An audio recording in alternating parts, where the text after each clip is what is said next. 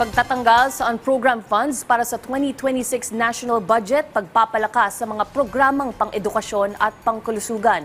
Ilan lamang yan sa mga tinalakay sa pampublikong pagdinig ng civil society organizations sa Senado. Si Vel Custodio sa detalye.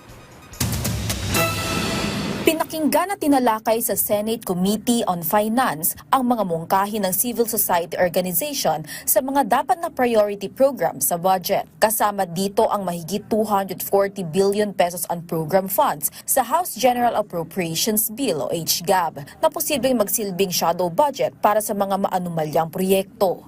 Tanggalin po ang 243 billion in unprogrammed appropriations at ipasok ang budget sa mga programang tunay na kailangan ng mga mamamayang Pilipino. Sa infrastructure projects po, these should be science-based and backed by transparent master plans upang masiguradong walang ghost projects at substandard projects. Dagdag pa ni Montesa, hindi dapat patron-client ang approach ng mga government services kagaya ng guarantee letters. Sa halip, dapat patibayan ang PhilHealth at Universal Healthcare Law. Palakasin ang rights-based at rule-based program kagaya ng Zero Balance Billing, Pantawid Pamilyang Pilipino program kung saan bukas para sa lahat ng kwalipikadong nangangailangan ng serbisyo ng gobyerno.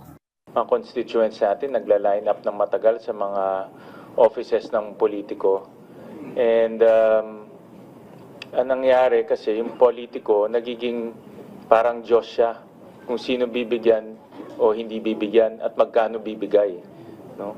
So we're giving the power of life and death to the hands of the politician, no? Which is not the right thing to do, no? Kasi dapat the system helps our constituents, no? Iprinisinta naman ng People's Budget Coalition co-convener Kenneth Abante ang Budget Transparent Server, gaya ng bettergov.ph na nagsisilbing budget tracker at PhilJeps kung saan makikita ang awards data.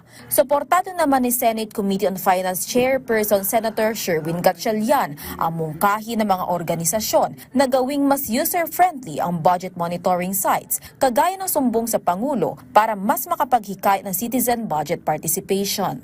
Tinalakay din ang pagtuon sa mga programang pang-edukasyon at pagpapalakas sa procurement at quality assurance programs para sa mga classrooms, pag-deliver ng textbooks at iba pang kagamitan. Iminungkahi din sa komite na gawing localized at decentralized ang classroom construction habang sumusunod sa standardized design para maiwasan ang backlog sa mga proyekto. Vel Custodio para sa Pambansang TV sa Bagong Pilipinas.